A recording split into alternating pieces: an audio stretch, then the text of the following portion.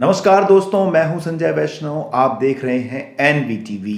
आज 14 फरवरी है, यानी कि वैलेंटाइन डे, प्रेम दिवस की आप सभी को बहुत बहुत शुभकामनाएं। विशेष तौर पर उन प्रेमियों को जो वर्ष भर इस दिन का बेसब्री से इंतजार करते हैं।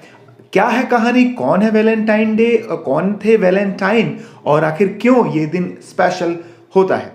फंडा ये है दोस्तों कि बात है तीसरी सदी की। रोम में एक राजा हुआ करता था, बड़ा क्रूर शासक था। जैसे कि सारे के सारे राजा होते थे, एक ही महत्वाकांक्षा होती थी राजाओं की, ज्यादा से ज्यादा लड़ाइयां लड़ना और ज्यादा से ज्यादा एरिया को कैप्चर करना। ऐसी ही कुछ उसकी सोच थी।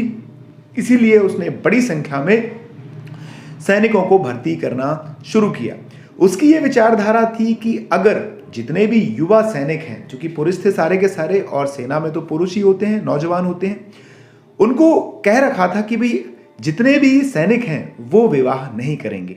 अब चूंकि उन्हीं के शासनकाल में, उसी राजा के शासनकाल में एक वैलेंटाइन करके सेंट हुआ करते थे, संत हुआ करते थे। अब संत लोग तो नफरत की बात करते नहीं हैं, प्रेम को मानते हैं। प्रेम ही दुनिया है, प्रेम से ही संसार चल सकता है, ऐसी संतों की विचारधारा होती है। चाहे हमारे यहाँ के संत हों या फिर किसी भी धर्म के संत हों, अनुयायी हों, सब प्रेम को मानते हैं, नफरत से उनका कोई नाता नहीं रहता। तो ऐसे ही कुछ वैलेंटाइन थे। जब उनको ये बात पता लगी कि यार ये तो बड़ा गलत हो रहा है, तो उन्होंने जितने भी सैनिक थे, अधिकतर सैनिकों का विवाह करवाना शुरू किया। अब जब विवाह हुआ तो सैनिकों का मन सेना में नहीं लगता, वो ज़्यादा समय अपने बच्चों के साथ, अपने पत्नियों के साथ व्यतीत करते थे। हालांकि उन सैनिकों की जो जीवन था वो बहुत ज़्यादा खुशहाल हो रहा था, उन्हें जीवन का आनंद मिल रहा था।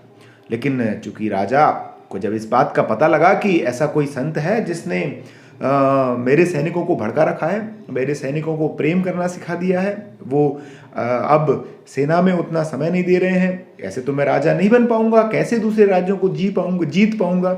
तो उसने क्या करा, उस संत को पकड़वाया और जेल में डलवा दिया। अब जैसे ही जेल में डलवाया तो वहाँ का जो जेलर था, उनकी कैद में ये रहते थे। जेलर की एक बेटी थी। अब जब संत को ये पता लगा कि एक जेलर की बेटी है और वो अंधी है, और संत को क्या हुआ था, वैलेंटाइन को उस लड़की से प्रेम हो गया था। उन्होंने देखा कि इसकी आंखें नहीं हैं, तो सबसे पहले उन्होंने प्रयास किया कि मैं इसके जीवन में रोशनी लेकर आऊं, इसके जीवन को खुशहाल बनाऊं, इसे रोशनी दूं।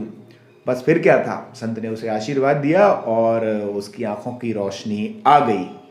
अब जब ये उसकी आंखों की रोशनी आई तो संत ने बहुत प्यार से उसे एक खत लिखा, अपने प्रेम का इजहार किया, और लास्ट में एक पंक्ति लिखी थी, उसमें योर वैलेंटाइन ये शब्द थे उसमें। चूंकि वो प्रचलन आज भी है, आज भी ग्रीटिंग कार्ड्स में अधिकतर जो प्रेमी प्रेमिका हैं वो लास्ट में योर वैलेंटाइन करके अपना नाम लिखते हैं। तो शायद उसी समय से इस लाइन को फॉलो किया जा रहा है। तो ऐसे ही कुछ उन्होंने उस लड़की के लिए लिखी वो लाइन।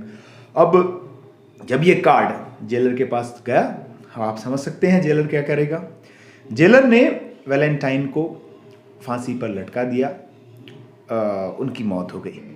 जब उस जेलर को पता लगा कि उस संत ने, उस वैलेंटाइन ने उसकी बेटी के जीवन में रोशनी ला दी है, उसकी बेटी अब देख रही है इस संसार को, तो बहुत दुख हुआ उसे। और जब उसे पता चला कि ये जो संत था वो ईसाई धर्म को बिलोंग करता था, ईसाई धर्म से संबंध रखता था, उस जेलर ने और उसके पूरे परिवार ने प्रयास किया कि प्रेम क्या होता है, क्या उसका महत्व होता है। तो सारे के सारे जितने भी वो परिवार वाले थे जेलर के, उन्होंने अपनी जॉब छोड़ दी और जो उनका धर्म था उस धर्म को उन्होंने छोड़ दिया और ईसाईयत को अपना लिया कि यार ये कितना अच्छा धर्म है जो दूसरे के जीवन में तरक्की लेकर आता है, दूसरे के जीवन को बनाता है, उनकी दुनिया को खुशहाल बनाता है। तो सारे के सारे जो परिवार वाले थे उन्होंने राजा की नौकरी को त्याग दिया और ईसाईयत को अपना लिया।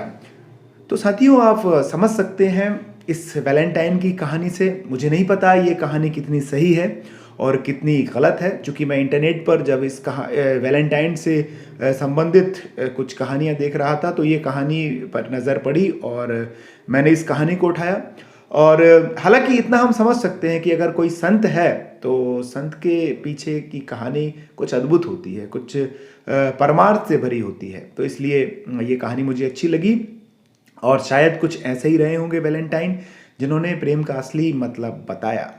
एक वो प्रेम था, उन्होंने उस प्रेमिका के जीवन में रोशनी लाई मतलब कि उसके जीवन को थोड़ा सा और आगे बढ़ाया, तरक्की का रास्ता उसे दिखाया। तो दोस्तों, देखा आपने किस तरह से सेंट वैलेंटाइन ने प्रेम का, लव का एक मतलब समझाया कि अपने प्रेमी की तरक्की चाहिए, उसकी तरक्की का प्रयत्न करिए। वो जिस स्तर पर है उस स्तर को आप बढ़ाइए, ना कि उसका उपभोग करिए। ऐसा कुछ संदेश था। एक वो समय था और आज 21वीं सदी में ये दिन आप देख रहे हैं। आज भोगवाद का ज़माना है और जिस तरह से आज मार्केट गुलजार है, आप उसका अंदाज़ा लगा सकते हैं कितना भोग है।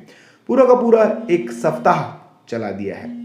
चॉकलेट से शुरू होता है, मुझे नहीं पता किस दिन से शुरू होता है, लेकिन आज उस शुद्ध प्रेम ने किसका बाजारवाद ने रूप ले लिया है और किस तरह से लोगों की दुकानदारियां चल रही हैं और लोग हफ्ते भर एंजॉय करते हैं, तरह तरह के दिन को मनाते हैं और हग डे, रोज डे इस तरह से आता है और जब इधर से हग उधर से हग और बाद में क्या कहानी होती है आप समझ सकते हैं। 14 तारीख के बाद की कहानी उसमें नहीं बताई गई है। इसका मतलब यह है कि 14 तारीख के बाद की जो कहानी है वो बताने लायक नहीं है।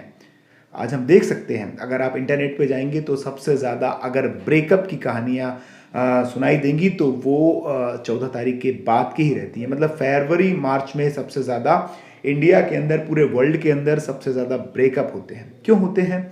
कहीं ना कहीं जो लोग हैं जिस तरह का प्रेम की परिभाषा समझते हैं वो नहीं है। प्रेम की परिभाषा ये है कि हम जिससे प्रेम करते हैं उसको रोशनी दिखाएं, उसका स्तर बढ़ाएं, ना कि उसे अपने जैसा बनाएं। भगवान श्री कृष्ण ने प्रेम किया था या राधा ने प्रेम किया था कृष्ण से, मीरा ने प्रेम किया था कृष्ण से, तो आप देख सकते हैं वो मीराबाई हो गई, महान मीराबाई हो गई। अपने प्रेमी की तरक्की आप चाहिए, आप उसकी तरक्की के लिए का मार्ग आप प्रशस्त करिए, उसे रास्ता दिखाइए, ना कि अपने स्वार्थ के लिए उसका इस्तेमाल करिए। जिस तरह से सेंट वैलेंटाइन ने अपने आप को कुर्बान करके खुद तो चले गए लेकिन अपनी प्रेमिका को एक नया जीवन देकर चले गए। जो उसका स्तर था उस स्तर को उन्होंने बढ़ा दिया।